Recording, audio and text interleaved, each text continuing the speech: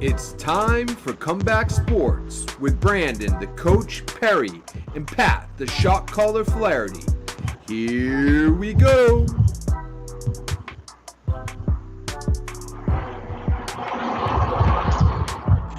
What's up, everybody? Welcome to another edition of Comeback Sports. This is a weekly sports talk show where we give you 10 topics of sports that are going on across the globe, across the country, and even some local stuff here in the New England area. Folks, my name is Pat, the shot caller Flaherty, and as always, I am joined by my partner, Brendan, the coach Perry. Brendan, what's happening this week, my friend?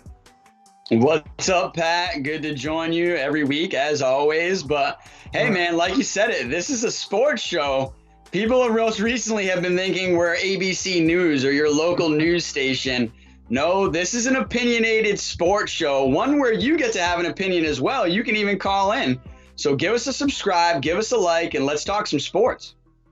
Yeah, no question. And this is, like you mentioned, anybody who wants to call in with their opinion, we're open to that. This isn't just strictly news, like you said, or anything like that. This is call in, talk about what you want to talk about. You can tweet at us. You'll see our Twitter handles are at the bottom of the screen right there. So you can tweet at us. You can also go on to Comeback Sports on YouTube. You're probably watching us on YouTube right now. So make sure you go to the Comeback Sports channel. You can subscribe to the channel right there on YouTube, and all the Comeback Sports content will be fed right to your YouTube account. And again, you can call into that number that's at the top of the screen right now. We'll be moving all around the screen throughout the show. So a lot of ways you can get involved in Comeback Sports. Yep. It's not just me, Brandon, and our outstanding producer, Ben Kudo. It's anybody who wants to get involved. We're going to kick things off here with topic number one. And we've talked about this guy so much. He's having such a great year here in baseball. He's a story of the baseball season. That's Shohei Ohtani. He's now got 39 homers. So he's going to be the first to 40 unless something happens. Brandon, what do you think about Shohei Ohtani getting close to 40 home runs? We got 40 games left in the season. Wow, that's amazing. You answered one of my questions that I wasn't even going to ask you, was being like, how many games do we have left? Because I honestly think maybe we should be saying, is he going to hit 50 or more? Because I think with 40 games left, yeah, I think it's inevitable. He's going to be the first to 40 and he's going to get to 50. So it's just really, what number is he going to stop at? 55, 56, or 54? Who knows? But yeah, this guy has got the hottest bat in baseball right now. He's obviously leading the major leagues in home runs, and he's also leading the major leagues in MVP vote because he's the greatest, show of baseball. And it's crazy because his name's Shohei Ohtani, right? He is the greatest show in baseball right now. Everybody wants to see him. I mean, I got to think that right now the Angels are selling out tickets left and right because he is the number one show in baseball and people want to see him, whether you're a home fan of the Angels or even if you're an opposing fan, you still want to see what Shohei Ohtani is going to do on a nightly basis. And I think it's just one of those things where he doesn't disappoint.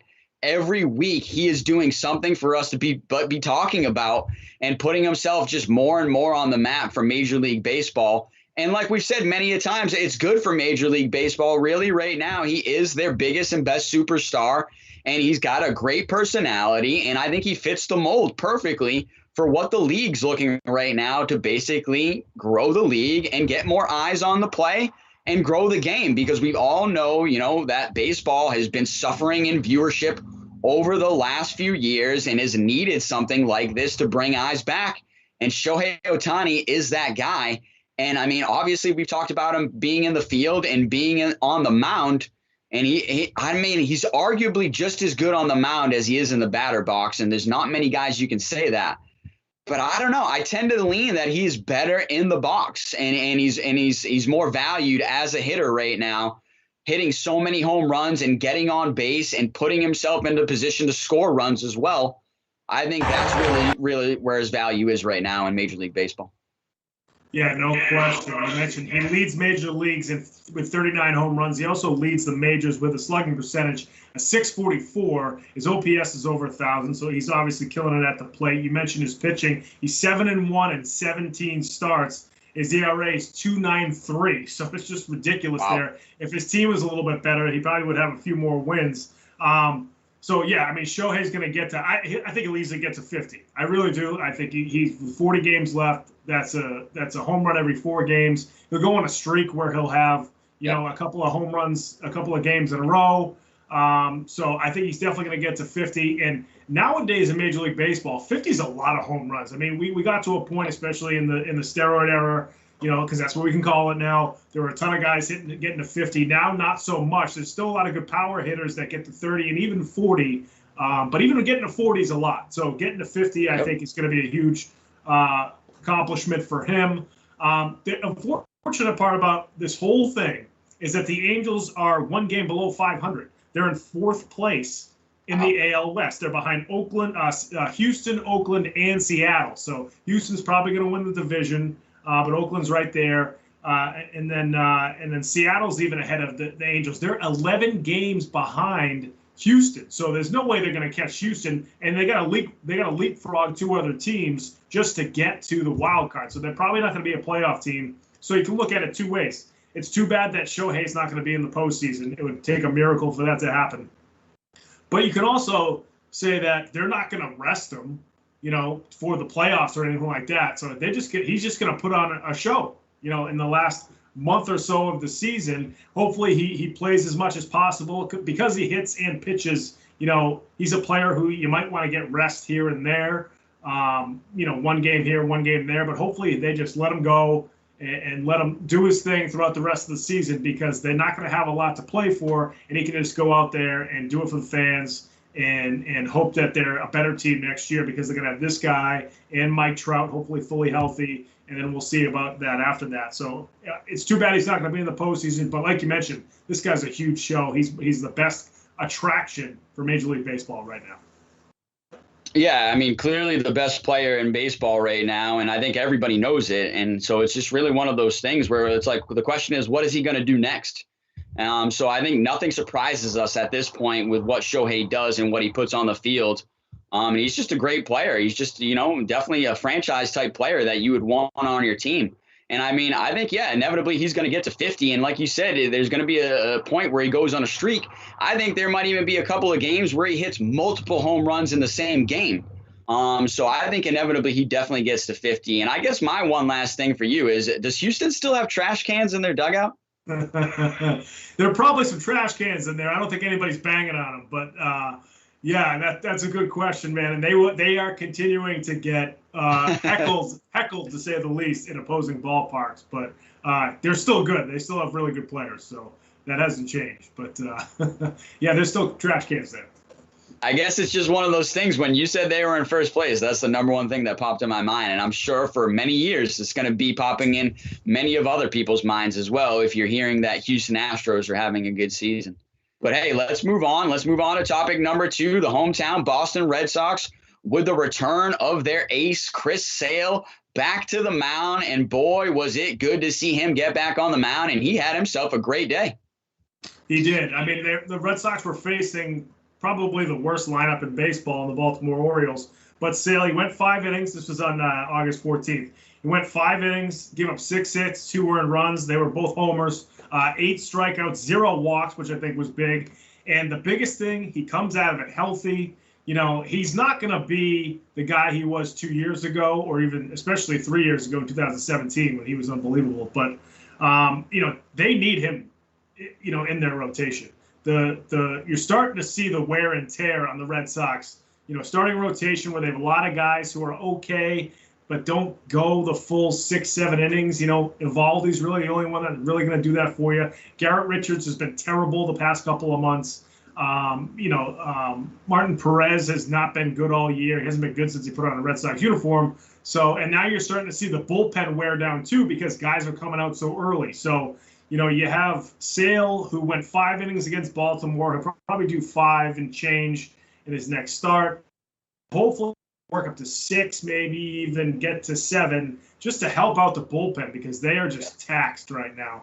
And they didn't make a deal at the deadline to get another bullpen arm or another starting pitcher. So this is essentially the Red Sox addition at the deadline, which I think might hurt them towards the end of the year.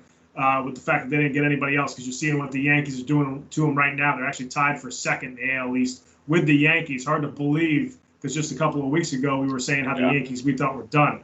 But yeah, it's good to see him back. He looked good. Like I said, inferior lineup, but he still looked good. Was striking guys out. Didn't have any walks. That's what you want to see. And this is going to be huge for the Red Sox. Hopefully, it'll be enough to get them into the postseason.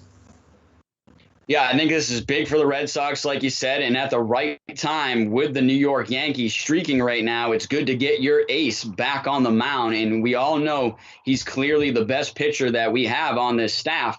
So to be able to get him back, even for just 5 innings and get some work going, is a huge welcome to this Boston Red Sox staff and this Boston Red Sox team.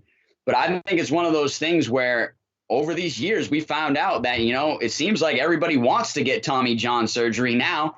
You come back throwing harder and more consistent. And, it's crazy because when the first Tommy John came around, it was like you wanted to stay away from it. Nobody wanted it. It was that thing. You're going to miss a whole season of recovery. Now it seems like most of these star pitchers, they're inevitably going to get Tommy John surgery, sit out that 1 year, and then look to come back and build it up and come back even stronger. And I think that's exactly what you're seeing with Sale. Even though it's only been 1 start, I think we saw enough to see that he is looking really good and he is throwing the ball really well.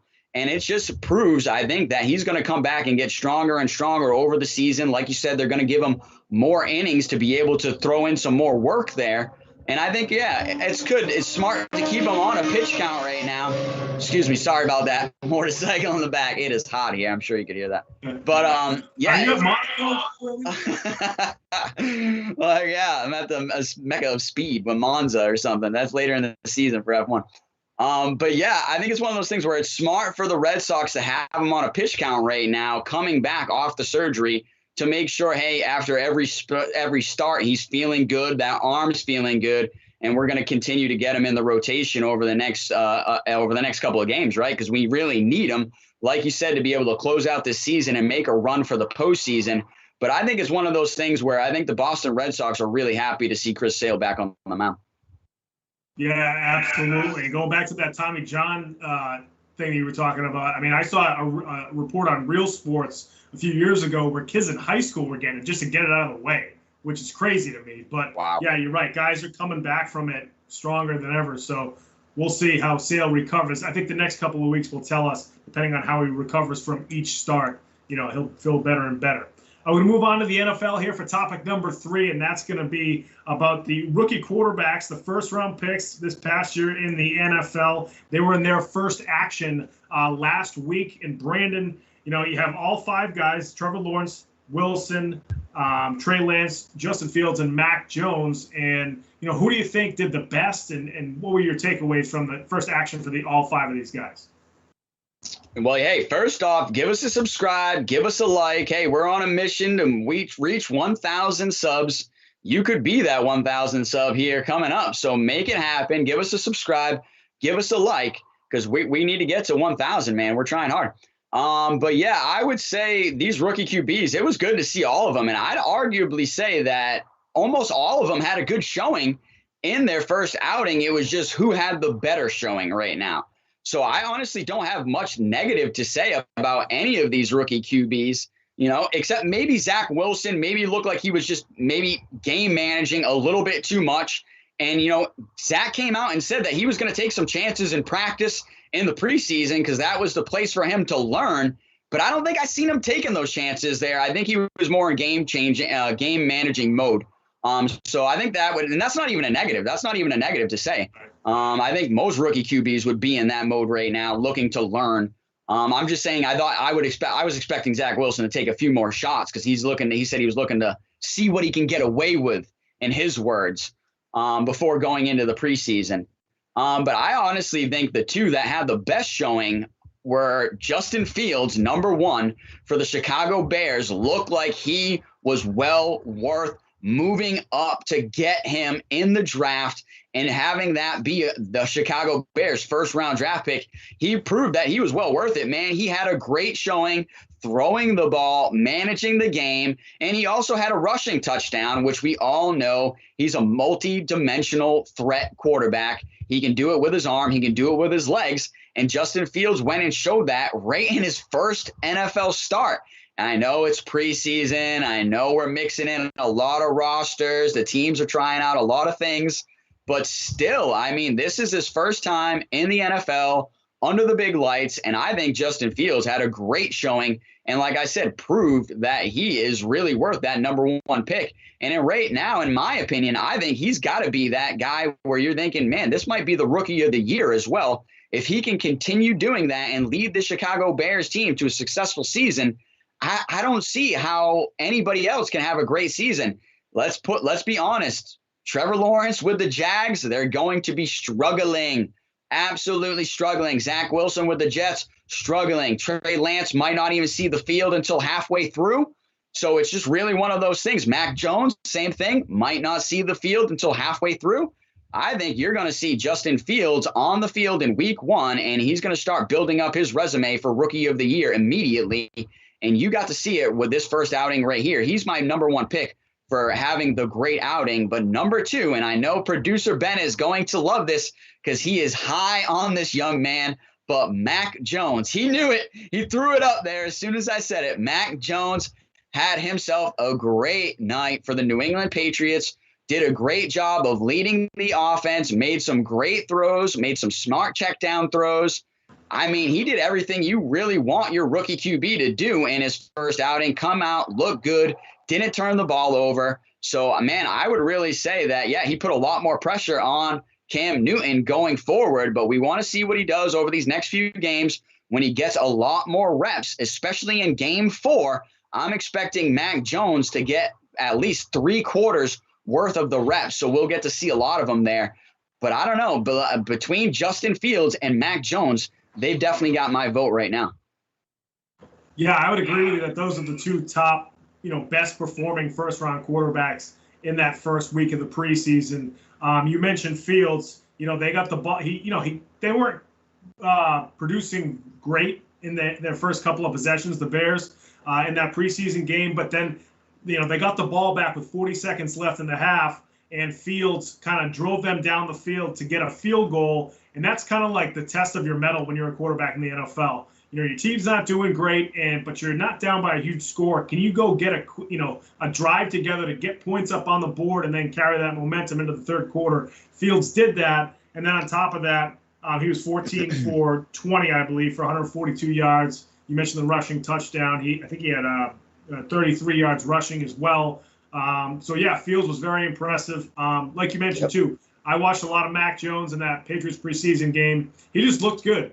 One of the biggest things that you look at for rookie quarterbacks in the preseason is, does this guy belong in the NFL? First and foremost, because there have been highly drafted and highly rated quarterbacks who have come to the NFL, and as soon as they get their first action, it's deer in the headlights, and they don't ever recover. So I think all 5 of these guys went in there and were ready to go and looked like they belong in the NFL. Mac Jones ran the offense really well. He was putting the ball in places that you don't necessarily always see from a young quarterback. They were NFL throws. He doesn't have the strongest arm, but he was putting them in places that guys could catch him. He had a couple of balls that looked really good. The guys just missed him, including that one to Muhammad Wilkerson in the end zone. So Mac looks really good. Fields looked really good. Trevor Lawrence, as we mentioned, he's got a tough team around him. He almost got like strip sacked. He recovered his own fumble, so that was fine. But the throws that he did make, you saw, the power behind his arm and his size and his athleticism. Zach Wilson, like you mentioned, more of a game manager, but he's the gunslinger. So to kind of reel him in a little bit, I think is what the Jets want him to do. And then Trey Lance, you see the talent in Trey Lance with that 80-yard touchdown. But I also think Trey is probably the furthest away from being ready to go.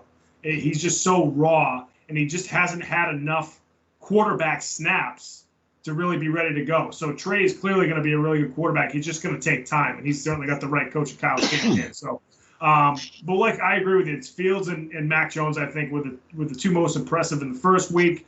That's all going to change probably throughout the preseason. I believe it's 3 preseason games this year as opposed to 4 in years past.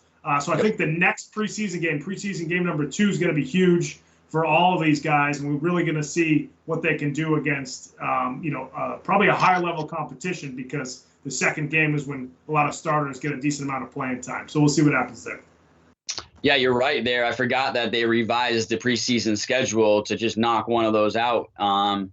And then they're going to be adding a game, in the regular season too. So it's just really one of those things where I forgot about that totally. But I think it does play in, like you said, because now in this game too, you're going to see the starters get a decent amount of time. And then you're going to start to see these young guys get a good amount of time too, because, they're only going to have one more game after that. In game 3, that's really where you're going to have to see guys making their way on the roster or making their way off the roster. But, so a lot of the starters will already be set at that point. But I think you brought up a good point with the rookie QBs where, you want them to make smart decisions. You don't want them to turn over the ball, and you don't want to see them with that deer in the headlights type of look where, man, hey, we got a lot of work to do with this kid. He doesn't even know what's going on.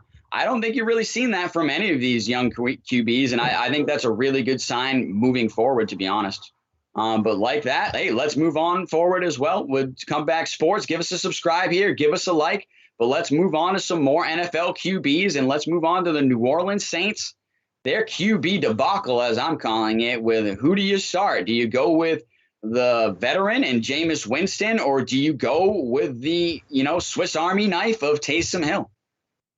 Yeah, I mean, I think if you've watched Taysom Hill over the last couple of games where he's been the starter, and even if you watched him the other night in the preseason, he's one of those guys where, he's effective during the regular season because they put him in and you say, is he going to run? Is he going to pass? What kind of play are they going to run? And he can kind of deceive defenses and kind of sneak up on defenses with certain plays. When you're the starting quarterback, you're running a 2-minute drill, or you're in a position where you have to throw the ball and the defense knows you have to throw the ball. That's a completely different story. And Taysom isn't good enough as a quarterback to be that guy. So to me, I'm putting Jameis Winston in there. You still have Taysom Hill to come in as a gadget. He can do a lot of different things for you. But Jameis Winston, I think, has got to be the guy. He just looks more comfortable back there. Taysom Hill just always looks like he's running for his life when he's in there as a starter or in there over an extended period of time. And you just can't do that every play where you're kind of just running around trying to just kind of play,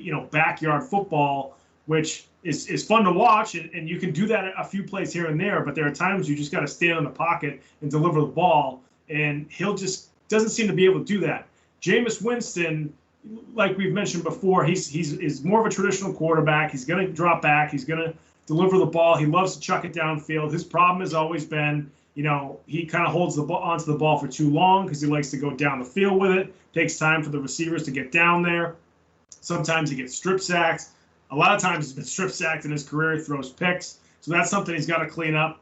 But I think it's got to be Winston. I just think if you want to be a productive offense going forward, you've got to have Jameis Winston as your starting quarterback. Otherwise, even if you keep Taysom in there and then you try to bring in another quarterback to develop, it's going to be a completely different scenario with the two different guys. So I would go with Jameis Winston. Yeah, I'm glad to hear you say that because that is definitely the right call in my opinion, honestly. And it's funny. You got the Saints there sitting there being like, man, we got Drew Brees, man. We got one of the top 5 quarterbacks of all time. We're sitting pretty. And then Drew Brees is like, sorry, I'm out of here. And then they're like, oh, all right, what do we got left? Well, not much, honestly. So it's like, what are they going to do? They've got to make a decision now. The Drew Brees era in New Orleans is over. So it's time to move on. You have to pick one of these two guys. And in my opinion, the choice is clear. I've been very vocal on this show and in life, to be honest, that Taysom Hill is a trash NFL quarterback. He is a gimmick NFL quarterback. And even when I started this topic, I called him a Swiss Army knife because you really don't know what position this guy plays. He's not clear, okay? And let's compare him to another, because people want to say, hey, he's just a football player. Let's compare him to a real football player, Julian Edelman, who was also a quarterback at Kent State in college. And he came out in the draft and people said, man, we don't know what position this guy's going to play, but hey, he's just a football player. Well, guess what? That is a real football player. He could have also throw the ball down the field like we've seen him do in the playoff game to Danny Amendola, right? He can throw touchdowns. He can run the ball. He can catch the ball. He can play wide receiver with the best of them. Julian Edelman is the man. That is the real football player when you talk about him. And Taysom Hill is just a gimmick of Julian Edelman, in my opinion, where they wanted to try to have a Julian Edelman and didn't even come close. Taysom Hill is not an NFL quarterback. And I've been saying this for a long time now. People are finally starting to see it because he's got to be under center in a starting position. He got to start a preseason game, and he looked like junk, to be honest, threw that interception. And that interception throw was basically telegraphed to the defender. One of the most simple throws that any NFL quarterback should either know, hey, we got to check this down or we got to get rid of this and throw it away. Instead, he tries forcing it, and it's an easy interception for the defender. I mean, granted, you know, later on, Jameis Winston came in. He also threw an interception, but it was one of those ones where, like you said, Jameis is a gunslinger. He's going to try to take some shots down the field where that might get intercepted, where this Taysom Hill interception was just a lack of game knowledge, game experience, and not knowing what to do as a quarterback because he's not a quarterback. So I clearly think you got to go with Jameis Winston. Not only is he the real NFL quarterback, he's NFL ready. This guy's thrown for over 5,000 yards in a season. Granted, he led the league in interceptions, but he even said he had a hurt shoulder that year. He's now fixed that shoulder with surgery. He also got LASIK eye surgery so he could be able to see better downfield and read defenses better. So I'm telling you, man, if I'm betting any money, it's going to be on Jameis Winston, also a quarterback that won a national championship at Florida State when he was in college. This guy knows how to lead a football team, and that's another thing that I think not a lot of people are talking about is the locker room support and the locker room presence. If you put Taysom Hill in there as your starting QB, you're going to lose games. You're going to lose games fast. Going to put you out of the playoff picture quick, and you're going to lose the locker room support. I can guarantee you if you were to pull any of the players in there, even if it's a blind pull, they're not going to pick Taysom Hill as their starting quarterback. They're going to want Jameis Winston. Jameis Winston is the NFL proven and ready quarterback. I think it's a no-brainer that the New Orleans Saints have to go that way. Yeah, if you're the Saints too, you might want to just ask what Michael Thomas wants. He does not seem happy right now, so yeah, maybe just say, who do you want as the quarterback so we can make you happy? So at least we have one superstar who you know is feeling good about being on the Saints right now. The other thing is too, if you don't start Hill, you can still bring him in the game. You know, you can still play him. If Jameis isn't the starter, you're not using him. So, you know, and keep Jameis in there. Jameis was a former #1 pick. You know, maybe he can kind of, you know, be a reclamation project, you know, revitalize his career in a new place.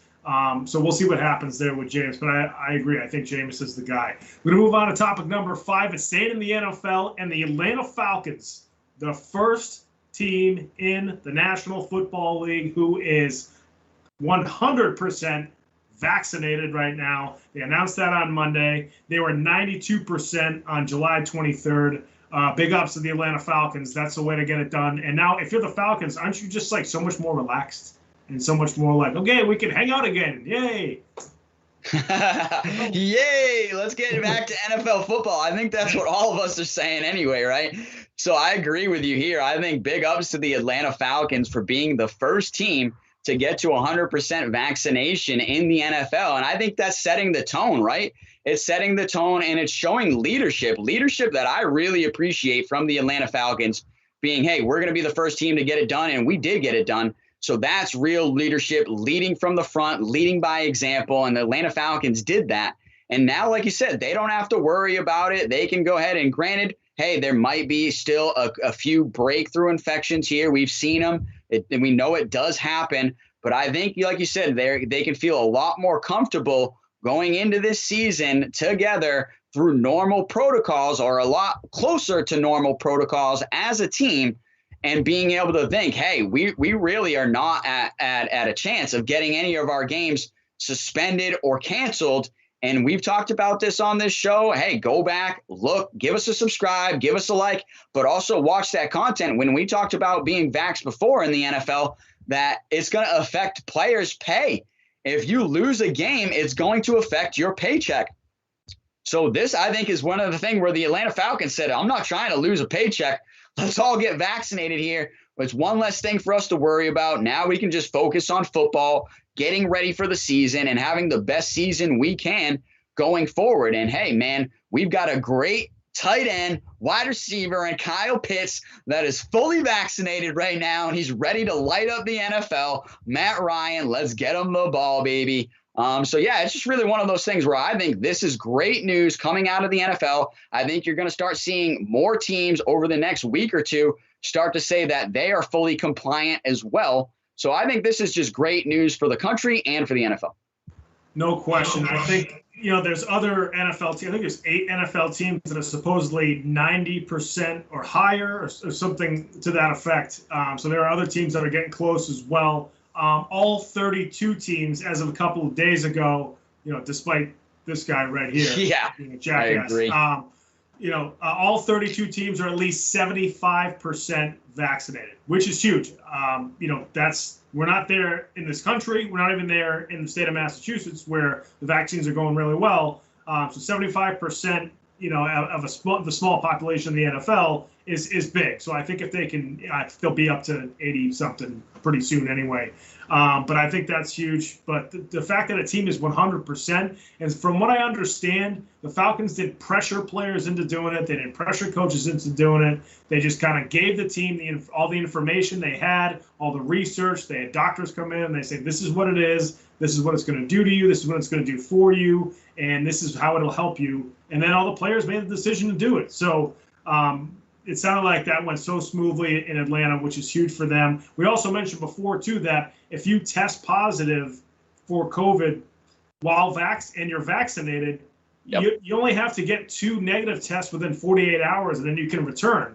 Whereas if you test positive and you're not vaccinated, you're up for like 10 days. So, that's another thing, too. Even if you still get it or if somebody around you gets it, you're only going to be out for a couple of days. So it's just such a stark difference from what they were dealing with last year during the height of the pandemic last fall. So it's just really smart for all these teams to do, and it's great that Atlanta did this and got to 100%. Just want to give a shout out to the WNBA, the league is at 99% vaccinated right now. So the WNBA, huge right now in vaccinations. So hopefully, the NFL, like I've been saying, all these teams will follow suit and get vaccinated.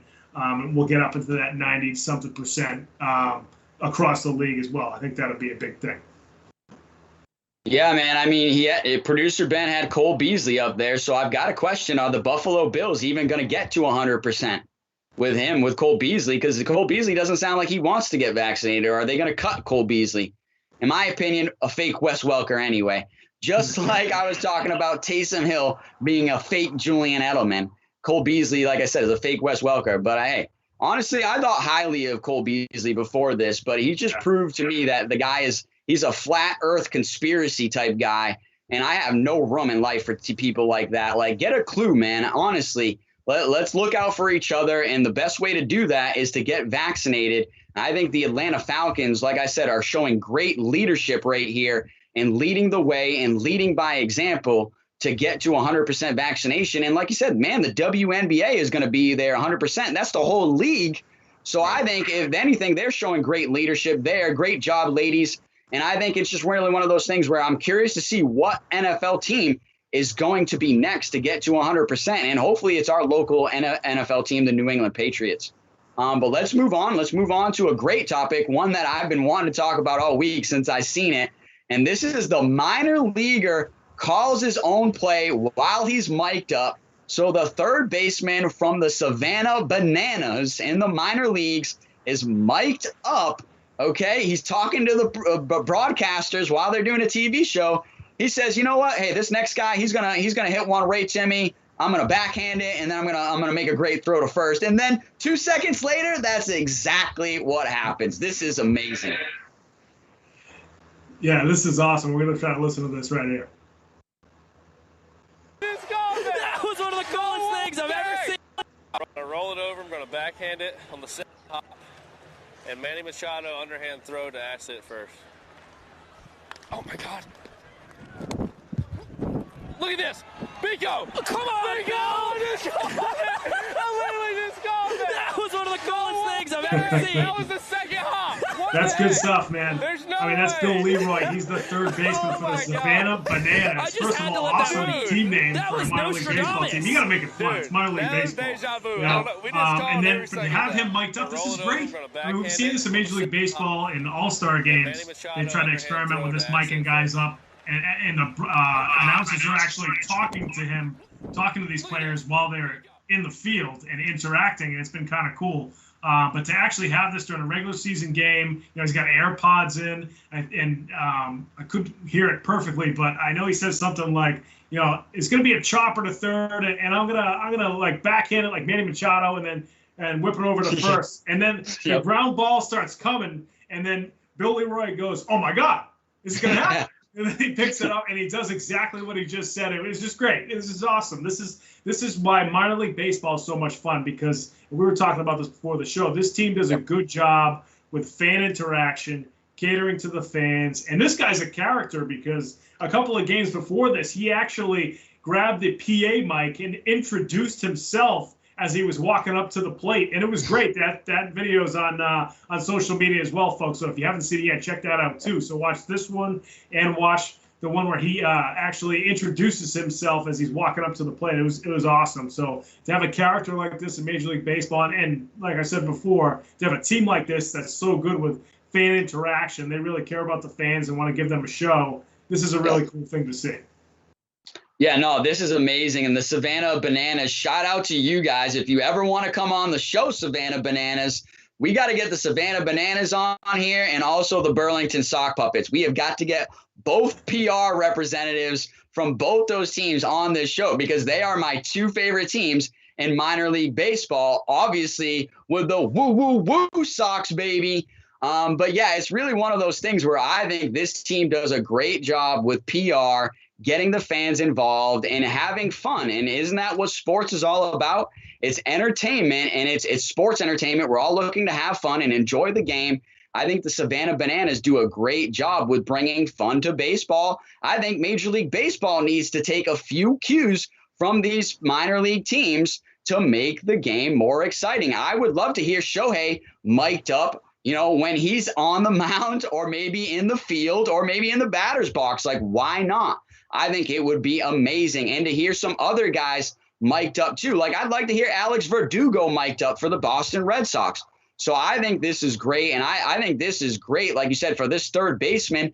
I think when you're looking and you're in the minor leagues, you're looking to get yourself promoted, right? And any kind of promotion is great. So this guy, with not only the self-promotion of announcing himself and getting that huge viral clip, but now being mic'd up, and like you said, he said definitely called it, being like, I'm going to backhand this like Manny Machado, baby. And then that's exactly what he does, and makes the sweet play.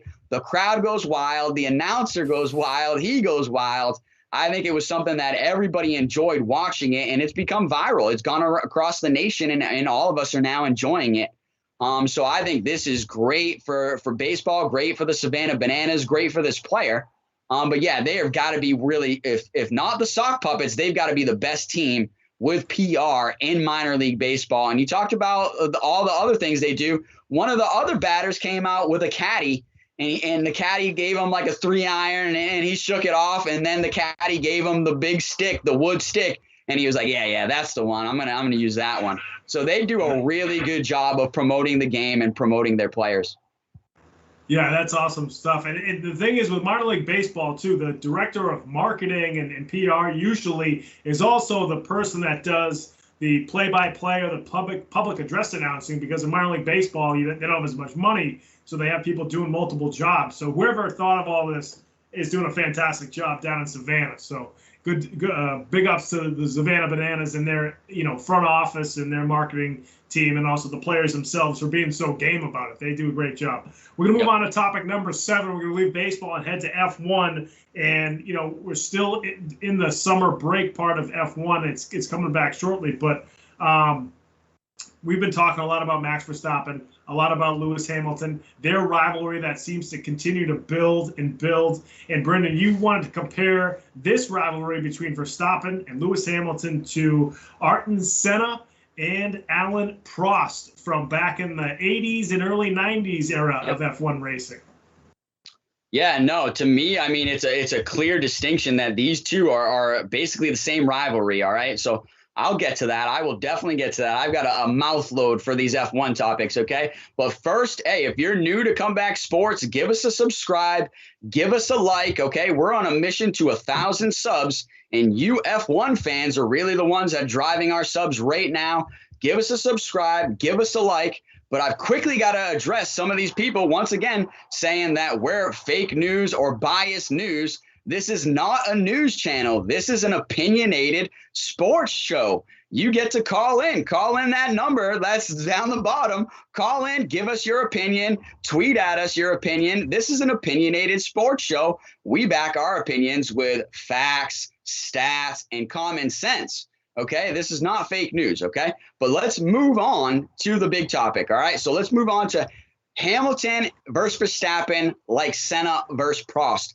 I really think that this rivalry is really similar. Okay, similar for a lot of reasons. Okay, obviously the crashes that they've come together, the big crash for Verstappen and Lewis at Silverstone can be compared to the big crash between Senna and Prost at Suzuka in Japan. Okay, I know the championship was on the line there between Senna and Prost, but I still think it was a big moment between rivals that showed, man, this is not going to get any better between the rivalry, or I shouldn't say better because it is better for us as fans. But I'm saying their relationship as rivals is not getting any better. It's getting more bitter, I think. But I think it's crazy. And it's not exactly that the respect is lost between the two. Okay. And I think the respect was lost between Senna and Prost clearly over the years, with them just getting agitated, first being teammates together and having that not go well after a while, but then coming together so many times and then having to battle each other so many times for the title, knowing that it was going to come down to one of those two. That rivalry just got bitter over the years. Where I think this thing that's a little different with Max and Lewis is I don't think it's got to that bitter point just yet. Not to say that it won't, but I don't think it's got to that point just yet. I still think there is a huge amount of respect between Lewis Hamilton and Max Verstappen. You've even seen it after the qualifying. They're generally giving each other the pound and giving each other the fist. So I think that's really their sign of respect is still continuing on, which is a good sign to see. I honestly wish that some of the F1 fans would take a cue from both of these drivers and just be more civil about this situation and about this rivalry. Okay, I understand it's a passionate sport and we all have our favorites, whether it be Lewis or Max. But man, let's just be more civil and have more respect for each other when the rivalry comes down, because I honestly think the two guys that maybe it should be bitter between, it's not even yet, Max and Lewis. I think the respect is still there. They're still showing to each other, but clearly they are pushing each other to the limits now on the track, which I think that eventually will start to push each other off the track, which we got to see a little bit from Max Verstappen in that interview where he kind of just lost it and said, I'm sick of these questions. I don't want to hear it anymore. Okay, so I think it's really starting to get to that point where we might see when we come back from the summer break, if these two come together at Spa or Monza or one of the races coming up, if this action continues, that it might build up to that bitter point like Senna and Prost. But I think the biggest comparison that you make with the drivers here, these four drivers, is that you have arguably four of the best drivers ever on the grid in Formula One. Ayrton Senna, obviously one of the best drivers ever. Alain Prost, a multiple champion, one of the best drivers ever, in my opinion. Once again, opinionated show. And then you've got Lewis Hamilton and Max Verstappen, the two best drivers on the grid right now, clearly. And like I said, I would go out to reach and say two of the best F1 drivers ever. And I know Max Verstappen is young and he's still got a lot to prove, and he doesn't have a championship yet. But I've said on this show many of times that Max is going to be a future F1 champion. And you've just seen it by what he puts out over these years. Even when he came in as a teenager, he was a great driver. He's just getting better and better and better. So I think, like I said, between these four drivers, you have four of the best drivers ever on the F1 grid. and they're going head to head. So you've got two different generations with two of the best drivers ever going head to head. So I think, yeah, this is a rivalry that you've got to compare inevitably. Yeah, no question. I mean, it's clearly two drivers at the top of their game. You know, is how these are similar with Verstappen and Hamilton, and then Arton and with Senna, and then of course Prost. You know, I think there are some differences too that we can kind of compare, because Senna and Prost were only like 5 years apart, where you have Hamilton and Verstappen that are like 13. You know, so Verstappen's still the young gun trying to make a name for. I mean, he's made a name for himself, obviously, but he's still kind of trying to climb that ladder where Lewis Hamilton is been, you know, one of the greatest drivers ever, without question. The dominance he's had over the past decade, you know, puts him up there in the upper echelon. And like we've said, Verstappen's probably going to get there, but he's only 23. You know, the other thing is that Senna and Prost were teammates with McLaren for I'm not sure exactly how many years, but they used to be the top two cars for McLaren, and there were races where they would bump into each other and get knocked out of the race. And it was like, it's not like it's two different teams that have a crash and they ruin each other's race, or one driver crashes and the other driver benefits from it. These two guys were on the same team and they messed up each other's races in the past. So that's kind of where it started to get heated, and they went their separate ways. And then I know towards the end, I think it was even Prost's last race is when Senna actually won, and then I think Prost was either second or third. He's on the podium with him. Senna, you know, lifted him up onto the top of the podium, and they stood up there together, which was pretty cool. Their relationship definitely was repaired towards the end of their career, which is always seems to be what happens here. Whereas I think, like you mentioned before, Verstappen and Hamilton, I think it's more the fans of the two racers are the ones that kind of nip at each other's heels, rather than Verstappen and Hamilton, the drivers themselves. I think there's a mutual respect there. And like I said, with the separation in age, I think Verstappen has grown up kind of idolizing Hamilton, whereas with Prost and Senna, they are so close in age that that's not really the case. But when it comes to two racers at the top of their game, going at it head to head, they're, you know, at the top of the grid in every race each time, and they're trading podiums and that sort of thing. This is definitely a good comparison between these four racers. Yeah, no, like I said, I think it's a comparison that you inevitably have to make. And you know, like I said, it's really one of those things. You got four of the best drivers ever, you know, in two different generations. You got two of the greatest drivers going at each other, trying to win the title. And I think that's really what we know. We all know that's what they're going for, you know, and they know that too. And every point matters. So I'm expecting this, you know, rivalry to just increase and get tighter here. But I think, yeah, like you said, you got to compare it to that Senna and Prost rivalry being just as big, where I think even still now in 2021, people still talk about that rivalry. And I still think it's just really one of these things where we've seen the passion be so big from both sides here for Max and Lewis that I just inevitably see this growing to be a rivalry that's going to be just as big. And remember, it's a rivalry that's going to continue into the new era of F1 because Lewis Hamilton has signed a 2-year extension, and we all know Max Verstappen is going to be around for many, many more years. So, hey, I think this is a rivalry that's going to continue. It's just, will there be another driver that wants to stick his nose in there and get himself into this rivalry next year in 2022? But, yeah, hey, let's move on. Let's move on to another great F1 topic. If you're new here, give us a subscribe, give us a like. We're on a mission to 1,000 subs, and we need you to hit it, baby. But let's talk about this, and it's going to be the first half season of F1, the first half season surprises, disappointments, and we're also going to give some second half predictions. But, hey, what do you got here for us, Pat, for first half surprises and disappointments and maybe a prediction? Absolutely. So first half surprise on the positive side. Not totally surprised after seeing what he did last year, but Pierre Gasly, he's 8th in points, right? He's got 50 points. He's racing with Alpha, and he's not with Red Bull anymore yet. So he's in an inferior car, but yet he's still racing really well. He's 8th right now. He came in 3rd at Azerbaijan. He's got 8 top 10 finishes this season. So Gasly, if you watched Drive to Survive on Netflix, you saw that there was a point when he was racing for Red Bull, and it almost seemed like the stage was too big for him. They sort of demote him and now he comes right back, and he's been so good and with driving an inferior car. I mean, it's just surprising how successful he's been this year. Unless, if you saw him a little bit last year, he was really good last year too, and had some surprises for everybody as well. So this guy, despite all that he's kind of gone through, is still a very successful driver on the circuit. So Gasly's had a great first half of the year, and I hope it continues. Seems like a really good guy, and he's still really young, so he's going to be one of those guys that's going to climb the ladder as well in the F1 circuit. The guy that I'm going to say is a little bit of a disappointment, and maybe because I just have high expectations for him. I know you're a big fan of him, Brandon. That's going to be Daniel Ricciardo, who's right behind Gasly in ninth place with 50 points. He does not have a podium this year.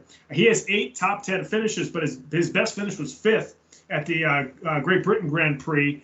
And he's just, his teammate Lando Norris is in 3rd with 113 points. There's such a wide gap between the two teammates. He's with McLaren. He's in a really good car, and he's in 9th place. It just doesn't seem like he's gotten to that next tier of driving where some of these other guys have, like a Norris, even like some of the Ferrari guys, like a Leclerc, or some of those guys have. It just doesn't seem like Ricciardo has gotten there, and we're kind of still waiting for him to become this elite racer that everybody thinks he's going to be. And the clock's ticking because he's starting to get a little older, and there's all these young guys coming up right behind him.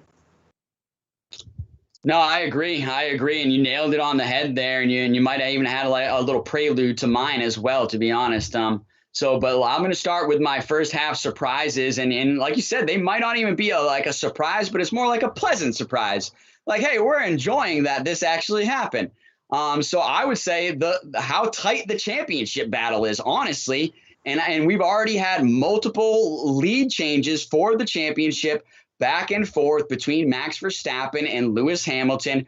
Right now, it's only an 8-point difference. So I think right now, this has been so far one of the more competitive and exciting F1 seasons that we've seen over the last few years. I think you got to go back to when Lewis was battling Seb, when Seb was at Ferrari. That's Sebastian Vettel, when he was at Ferrari, and it was that rivalry for the championship. And that was only a few years ago, but I think that was still the last time that we've had such an exciting rivalry for the Drivers' Championship and having it be so close. And arguably this year, it's even closer at any point than it was between Lewis Hamilton and Sebastian Vettel. So I think, number one, that rivalry and that championship battle between Max and Lewis has been a real pleasant surprise, one that I've been enjoying every Grand Prix, watching them battle it out as the two best drivers on the grid.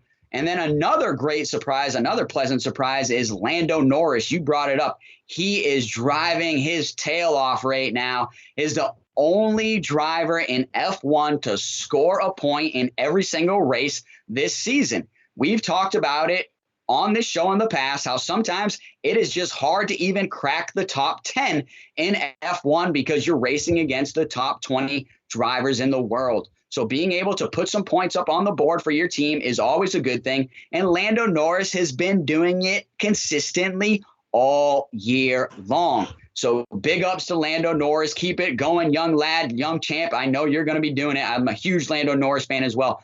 Another big surprise is the resurgence of Ferrari. I think Ferrari is showing that they're making a push back to the front. Right now, they're fourth in the Constructors' Championship, right behind McLaren, but they are nipping at McLaren's heels to get that 3rd spot and put themselves back up in the conversation of the big 3, which we all know the big 3 is Mercedes, Red Bull, and Ferrari, okay? So they're right there. They're right back to putting themselves in that big 3 conversation. So it shows just how good they've been at developing their car this year, but also just how good Charles Leclerc has been driving to get max performance out of that Ferrari, but also his teammate, Carlos Sainz, has been doing the same thing. So I think as a pairing, that has been a great, pleasant surprise, not only for the fans, but definitely for Ferrari, getting them right back in the mix. Let's go to disappointments now. You brought up the number one big disappointment for me, and this is not a shot at him because honestly, he is one of my favorite drivers, but it's Daniel Ricciardo. I was expecting a lot more out of him in that McLaren car, but I'm going to defend Danny right here and still say that he is still one of the best drivers on the grid, one of the best drivers to have on your team to help you develop a car. And I have no doubt that over the second half of the season, he is going to have the form and get it together and show that he is one of the best drivers on the grid. Like I said, he's arguably going up against his teammate, who's one of the hottest drivers right now on the grid, scoring points in every race, right? Lando Norris, we just discussed it. But I think this clearly shows that these F1 cars are, when you go from a different constructor or a different team to another team, it is a major leap. It's not like these cars are just the same across the board. There's a lot of things you've got to learn system-wise, or the way the car handles, the way that the tires dag on this new car. So I just think it really shows that going from Renault last season to McLaren, he's just struggling a little bit with getting the handle of that McLaren car. But I have all the faith in the world in Danny Ricciardo that he's going to get it together over the second half of the season and get himself on the podium. I have no doubt in that. Another big disappointment is honestly that Nikita Mazepin is even on the grid. The Haas driver at times has been 2 to 3 seconds off the pace, putting himself just in no man's land and not even racing anybody. So at times we've only really had 19 cars really technically in the race or racing at all. So the fact that Mazepin is on the grid is a huge disappointment. And then I think another disappointment would be that I haven't got to see Mick Schumacher race anybody yet, because that Haas car is so bad. He's got to race his teammate Mazepin, and he's outraced him all season long. But I really want to see what Mick Schumacher can do in a better car. Hopefully we'll get to see him promoted, because I think he is another young, great driver that's going to be up and coming. But we just haven't got to see him in a car that can show and display his skills. So that's disappointing as well. But my second half prediction is that this battle between Lewis and Max is going to heat up, and honestly, it might get bitter even between the drivers at times going down, because they're fighting over this championship and everybody wants to win it. And then also, like I said, I think I'm predicting Danny Rick to get on the podium in that McLaren in the second half of the season. I believe in you, Danny Rick. I know you can get it done. I'm going to zag with the final prediction for the rest of the season. I think that Ferrari's team is going to leapfrog McLaren in points, because I think Ricciardo's still going to struggle for the rest of the year. I think it's going to take him a full year to really understand that car and to really get used to it. So I just haven't been impressed with him. As you said, he's fun to watch. Drive to Survive. He's one of the best drivers to follow. He's a guy I root for. He just hasn't been who we all thought he was going to be. So I think Ferrari's going to leapfrog McLaren in the team points at the end of the year. So we'll see what happens there between those two guys. So we. I don't know. Was that live? Could they hear that?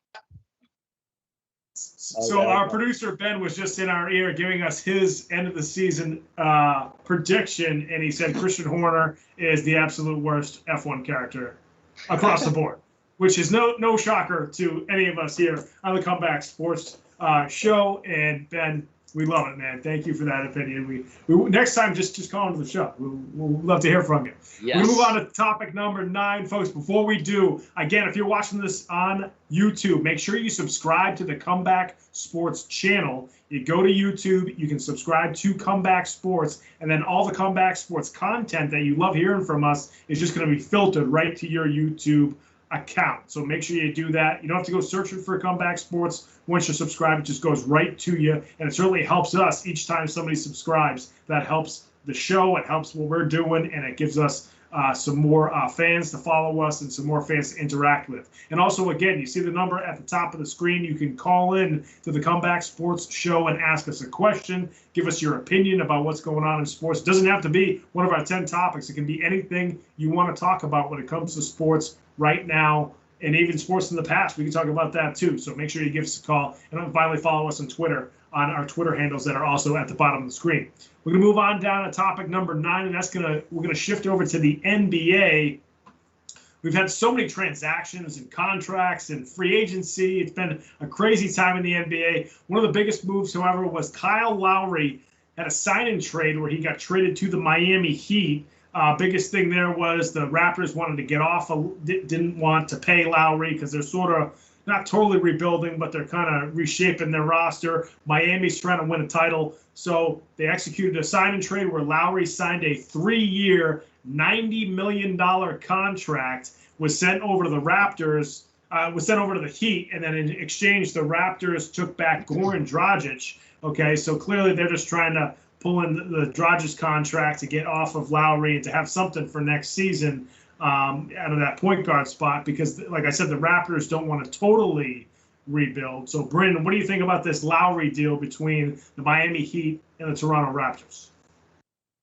Yeah, I think it totally makes sense for both teams, and I'm honestly shocked that it took this long for them to move Kyle Lowry. I think this is a player that they've been trying to move for a couple years here. They just haven't got a good offer that they thought was viable for them to be able to pull the trigger on this deal. Because I think even when they traded DeMar DeRozan, I think the writing was on the wall there that they were like, we don't like this team, we're ready to break it up, and the next guy to go was going to be Kyle Lowry with his big major contract that he was making. So I think this is really something that wasn't shocking to me at all, but I do think it is a move that makes sense for both teams. First, for Toronto, like you said, being able to move on and kind of go into a rebuilding mode, not a full rebuild, but still, in my opinion, a rebuild where we're dumping our major contracts and look for the future to see what we can do in the draft or what we can do in the free agent market to bring in somebody else to kind of make a push. And so I think it made sense for them to clear that contract for Kyle Lowry and to go into rebuilding mode. And then to get Goran Dragic back, I think, is one of those things where you got a good player back in return, to be honest, one that is definitely clearly a starter. He can definitely be the starting point guard on your team for at least a couple more years. But I think it's one of those things where we've clearly seen over the last few years that Goran Dragic is aging and his health is depleting, where he's getting injury after injury. Mainly it seems to be a reoccurring foot injury that he's dealing with. So I think this is really one of those things where the Toronto could be like, hey, we can move on him within the next year or two too and separate ourselves from Goran Dragic, an older player, and still be just fine and still be in that rebuilding mode. And for the Miami Heat, which it's crazy because Toronto was playing in Florida, they were playing in Tampa Bay during the pandemic, so you could arguably say they were in-state foes at one point this past year. But no longer. Toronto has moved back to our friends in the North, Canada. Oh, Canada. We need some subscribers from Canada. You guys need to tune in. I know we don't talk about enough hockey, but maybe we will. But it's just really one of those things. I think this made sense for both teams. And for the Miami Heat, getting a player, like you said, to be able to go after a title run next to Jimmy Butler. So you've arguably got your big three ready to go, right? You got your big three with Jimmy Butler, Bam Adebayo, and Kyle Lowry, in my opinion. So I think this team is ready to go and ready to make a push in the East for the title. But, yeah, I think this is a deal that I was not shocked about. And it was just, hey, when was Kyle Lowry going to get moved and where was he going to get moved to? Yeah, I think it's a good fit for the Heat. The Miami Heat have been that hard-nosed, playoff tough type of organization for years now. They almost won a title back in the bubble. I don't think they were going to beat the Lakers that year, but, they had a really gritty run through the postseason. Didn't perform well this year against the eventual NBA champion Bucks, but, adding Kyle Lowry, you get a tough point guard who can shoot, who can hit big shots, who plays good defense. He's a pain in the ass against other teams. I hated when the Celtics had to play against him, and I rooted against him every time. But I always said if he was a Celtics point guard, I'd love that guy because he's basically a better version of Marcus Smart when it comes to that type of stuff. But he's perfect for Miami. The big thing about the Heat, too, is they're handing out a lot of big contracts right now. We just talked about Lowry, the 3 years for $90 million. Butler signed a 4-year, $184 million extension. Bam Adebayo, 5 years, $163 million on his extension. And then they just extended Duncan Robinson, 5 years, $90 million. So you got 4 guys that are making almost, Duncan Robinson close to $100 million. All the other guys are close to $100 million too, Lowry at 90. So, you've got a lot of guys making a lot of money in Miami right now. They're clearly going for it over these next couple of years. And then they have, some of the younger guys like the Tyler Arrows and some of the other guys that they have on their bench are sort of going to be the role players that are on cheap contracts right now, so they can do this right now. And then in a couple of years, the veterans are going to have to be either let go or traded or so forth. But Miami's going for it right now. They just acquired P.J. Tucker as well. So they're trying to win a title. They're going to have to get past the Bucks and the Brooklyn Nets, and depending on what Philly does, the Sixers too. And, oh, yeah, the Celtics, of course. The Celtics, who will be better next year, we promise. So the East is starting to look pretty tough right now. The top 5 or 6 teams are going to be tough this upcoming season. Some folks have said, should they have made this move when you've got Brooklyn and Milwaukee? Well, Milwaukee just went through a title run. It's hard to repeat. It just is in the NBA, unless you're so talented that you're going to beat teams all the time, like the Miami Heat back in the early 2010s when they had the LeBron, Wade, and Bosh. But I don't think that Milwaukee team is quite as talented as that Miami team, so I don't think they're going to be a back-to-back title winner. Then you have Brooklyn, who is one of the most talented teams in the NBA, but they have guys who lately haven't been able to stay healthy. So, you have a chance next year if you're Miami, and this makes sense for them to kind of lean in and go for it.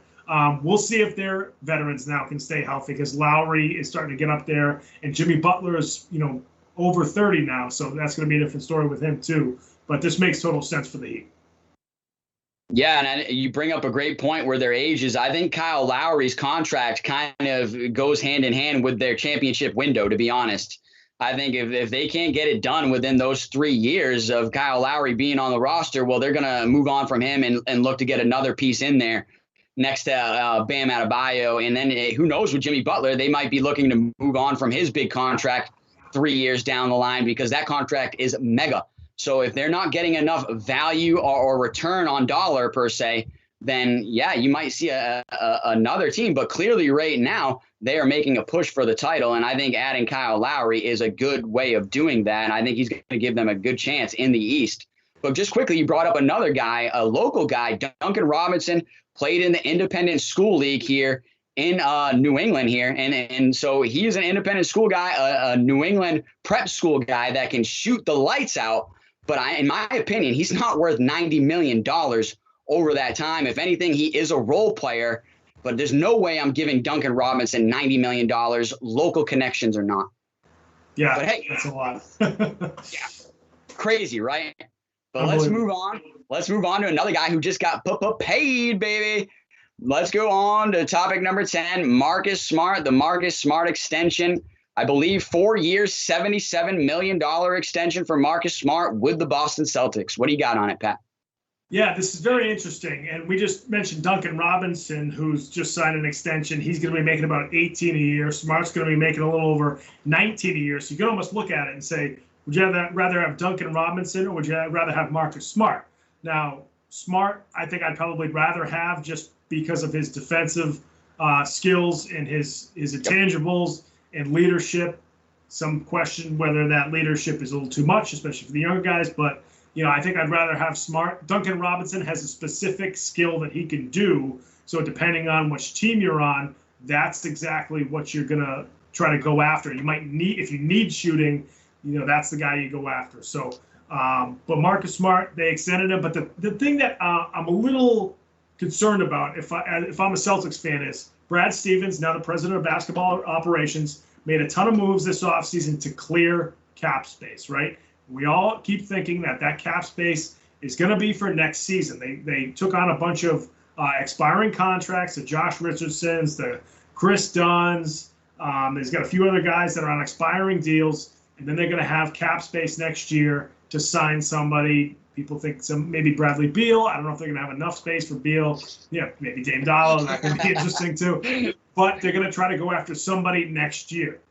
Yeah. When you extend Marcus Smart, are you losing financial flexibility? Well, after that deal was done, then the Celtics announced, I believe the very next day, that losing Evan Fournier was actually a sign and trade. So when they they actually traded Fournier to the Knicks and got a $17 million traded player exception with that deal with Fournier, with that sign and trade. So actually the Celtics gained a $17 million trade exception, And now that they have the expiring contracts, now I think the estimation right now is they will have about $25 million next year in cap space. That's not including what another player that they could trade in a deal, in a sign and trade or something to that effect. So, they have a different kind of financial flexibility. I was reading some stuff that said this is actually better that they signed Smart because they can maybe trade Smart to somebody else and he's more valuable as somebody who has a longer contract because he's still in his 20s. He's still a guy that might want to go, a playoff team might want, or a team that's looking to kind of add a really veteran role player. So it'll be interesting. The Celtics didn't leave themselves without options, I think, is the whole thing that you can take away from this. They extended a player that they like, and they didn't leave themselves with no options next year when it comes to free agency or trades or financial flexibility. So, having that Fournier transaction with the trade player exception, come back the day after the Smart extension, I think makes things a lot better with this contract. Yeah, no, it definitely helped. I think that definitely helped with the news of everything, to be honest, when I seen that news about the Fournier trade exception. And let's just cover that quickly. I mean, when we got him throughout this past season, we absorbed part of our trade exception that we had. So we lost that. So to be able to gain it back now, I think is more valuable than at any point having any Evan Fournier even on our roster. So I think it's much more valuable having that trade exception back than having him. And then quickly, you talked about, Duncan Robinson making 90 mil and now, Marcus Smart making 77 million. Man, is it good to be a professional athlete nowadays. You don't even have to be a superstar to get a mega contract. Neither one of these guys are superstars, yet they're getting big time money. And in my opinion, like I said, I wouldn't be giving Duncan Robinson $90 million. And then the only thing about Marcus Smart is there's more value there for your money. And I think you brought that up as well. Not only can he lead your offense and play point guard, he can play two. He can also play the three in a small lineup as well. And then he plays great defense, probably one of the best defenders we have on our team currently. And then he can still shoot the three, to be honest. He might be streaky from 3-point, but he can still shoot the three. Where Duncan Robinson, the only thing he has in his game is shooting the ball. So if I'm paying anybody that money, it's going to be Marcus Smart because I'm getting more value for my dollar. So I think this is a good point. And you brought up a spicy point for me to honestly being like it might make him some trade bait down the line. And honestly, that makes more sense to me as well. You sign him, you lock him in, we have him on this team and see if we can mold him into our roster to make the championship run. But if not, it gives us some options where we might be able to lure him out there on the end of that trade bait line. And with, like you said, a young guy in his 20s with still multiple years left on the deal. So I think when you're a team and you're looking to get a trade and you're looking to maybe get something in return, you're not normally looking to get a guy that's in a contract year because A, you might lose that guy in free agency, or B, you're going to have to negotiate with him immediately on an extension. So I think most teams, when they're looking to trade and get something in return, they like seeing that, hey, this guy's got 2 years left on his deal or maybe even 3 years left on his deal. So I think you bring up a great point there where there's still a lot of options there where you're not exactly locked in. And we've talked about this many a times in professional sports. You could sign a 10-year deal and they could trade you the next day.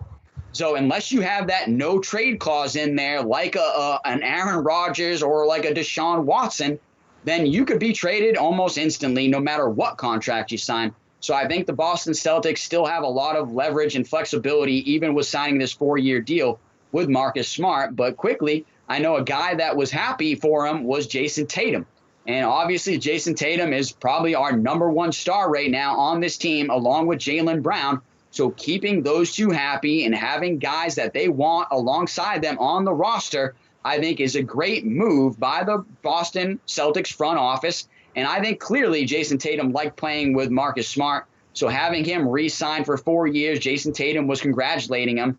So I'm excited to see what this team can do with the addition of, like you said, Josh Richardson, having Al Horford back, and then still having plenty of options left in the offseason next year. I think this is going to be a couple of exciting years to be a Boston Celtics fan. Yeah, this team's going to be fun to watch. Even though their young guys just lost in the Summer League Championship, Yep. The other night. They got smoked pretty good, actually. They were playing great throughout the entire summer league season. So, and guys like Romeo Langford were playing really well. I think he hurt his wrist again, which is not great, but hopefully that heals properly. He's got some time now. Aaron Nesmith was playing well, and Peyton Pritchard was playing out of this world. So you've got some young guys there. The other thing with the Celtics, too, is in 2022, the only guys they have under contract, fully under contract for 2022 are Tatum, Brown, Al Horford, and now Marcus Smart. Some of these other guys are going to be, some of those guys we mentioned are going to be free agents, and guys like Langford, Grant Williams, Aaron Nesmith, Peyton Pritchard, and Carson Edwards all have team options for the 2022 season. So if the Celtics want to, they can let them walk. So they have financial flexibility in certain areas, and then with that traded player exception, they have some things to work with. So the Celtics can still make a big move next offseason, whether it's a sign and trade. It'll probably be a sign and trade rather than just a straight up signing. So we'll see how that goes. But it's going to be very, very interesting next 2 seasons for the Celtics. And one more thing with Marcus Smart. I think the guy who really likes him, too, that is happy that he re-signed with the Celtics is brand new head coach Ime Udoka. He's a defensive guy. He really likes that grit and grind, hard-nosed kind of player. I think he really likes Marcus Smart, and I think that's one of the biggest reasons they extended him as well. So it's going to be a lot of fun to be a C's fan at the end of this season. Folks, this show's been a lot of fun. Thank you again for joining us here on Comeback Sports. And as always, if you're watching us on YouTube, make sure you subscribe to the Comeback Sports channel. Give us a subscription. All the content from Comeback Sports will be fed to your YouTube feed. You can check out all that stuff on your phone, on your tablet, on your iPad, on your laptop, wherever you want to check it out, as long as you subscribe to YouTube. It's free, it's easy. Just give us a subscribe, give us a like. Also, you can see our Twitter handles at the bottom of the screen right there. So if you have a question for us on the show, you can tweet at us, ask us a question. And as always, we have that call-in number. You can call into the show as well while we're live and ask us a question or bring us up a topic that you want us to discuss. Brandon, I'll give you the final word from this show, buddy. What do you got for me? Well, hey, fans, we love you out there. We appreciate all of our fans from all around the world. But, hey, we want more. We want more. Comeback Sports is going to the top, baby. So give us a subscribe. Give us a like. We're on a mission to 1K subs, and we need you to make it happen. So, hey, make it happen. And this is, I honestly would say, this is the most interactive sports show out there. You can tweet at us. You can call in. You can send us an email. And to be honest, don't be surprised to see me and producer Ben in the comments of the videos throwing some smoke and some shade back at you guys, especially those Dutch fans that are coming at us from Max Verstappen's point. Man, I said Max is going to be a champion. They just can't take that. But yeah, hey, give us a subscribe, give us a like, and like I said, don't be surprised to see me and producer Ben getting all that smoke in the comments. Yeah, I was just going to say, you were really good to Max tonight. You complimented him left and right. We know he's a great racer. So we like Max Verstappen here. It's his fans that get on our nerves a little bit. That's all right. Keep getting on our nerves because we love the attention. Folks, thank you so much for joining Comeback Sports. We'll see you next time. Take care.